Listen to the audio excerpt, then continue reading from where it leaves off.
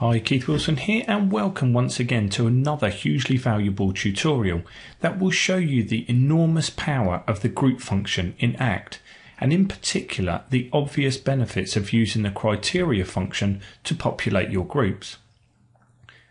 Now for me, groups are one of, if not the, most underused features of ACT. Amongst other reasons, you should seriously consider using groups. If 1, you regularly perform the same lookup. 2, you often search for data based upon more than one field in your database. Or 3, you want to increase efficiency, which obviously everybody does. Okay, so let's take a look and see how you can benefit by implementing this amazingly simple yet very powerful functionality. So the first thing you need to do is create a new group. And as with most things in ACT, you can achieve this in a variety of ways.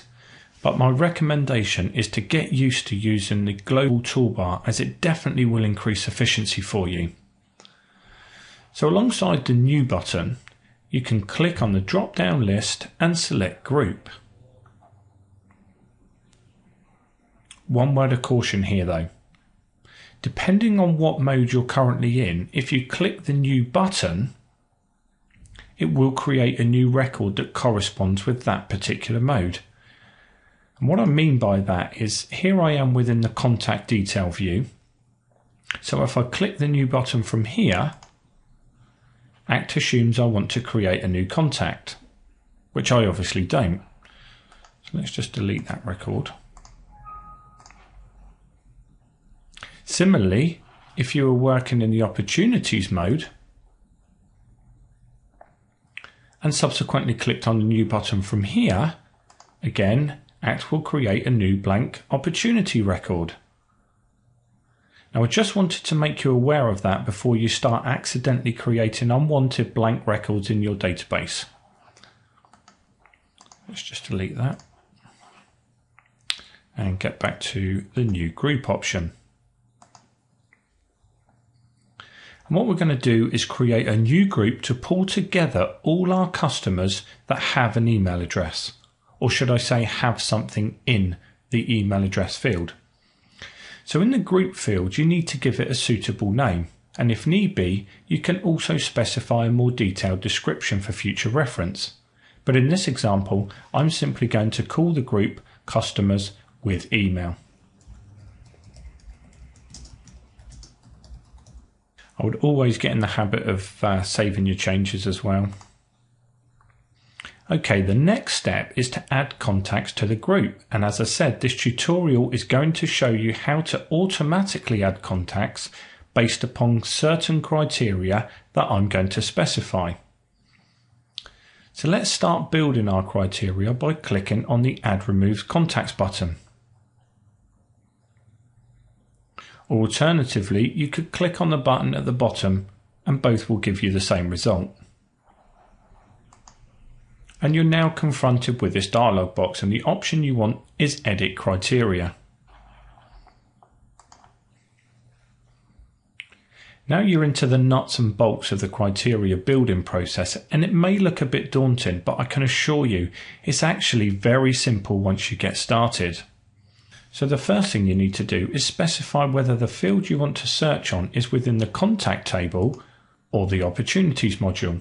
Now for this example, I'm going to keep it very simple and only use data from the contact mode.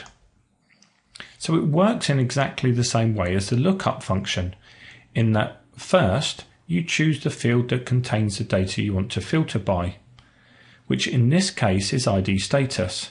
Remember, I'm looking for all customers with an email address, and the customer information is held in the ID status field.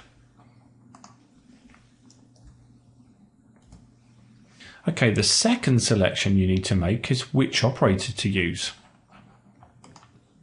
And one thing to be very clear about here, in particular, especially when using the ID status field, is that some of your contacts may possibly have more than one entry in this field, i.e., a contact could potentially be a customer and also a supplier. So if you were to use the equal to option, any contacts that also contain something else in that field will not be added to this group. In this case, you definitely want to use the contains operator, as it will scan your data for any records that contain the word customer somewhere in the ID status field, and it will not matter if anything else is present within that field. And the third step is to specify what you want to find in that particular field, which in this example is customer. The final step is to click on Add to List.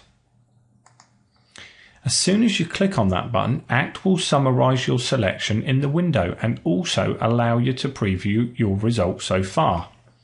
So let me just quickly show you. Okay, so what we have here is our summary.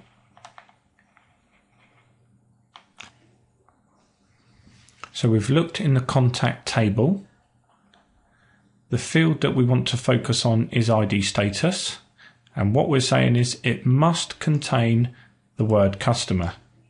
Okay, so once we're happy with our criteria, to preview your results so far, simply click on Preview.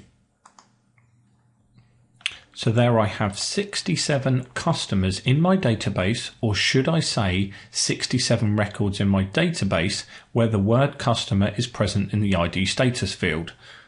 I say this somewhat tongue-in-cheek because in my experience, I often find certain frailties in the database where some records are often missing key data such as the ID status, but more on that in a future tutorial.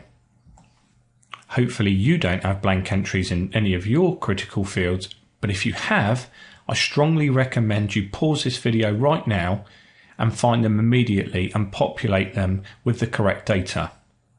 Okay, let's now add our second criteria, which is that the customers must also have an email address in their record.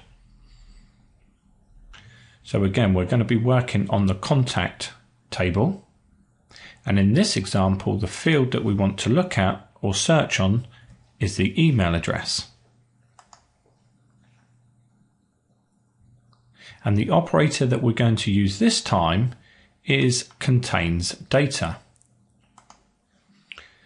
That way, if my customer has anything at all in the email field, it will be included in the group. Now, you may or may not have picked up on the fact that I purposely stated anything at all rather than a valid email address. And what I mean by that is ACT does not perform any check on the contents of the field. So unfortunately, if somebody has entered something else rather than the valid email address, ACT will still include that record in this group.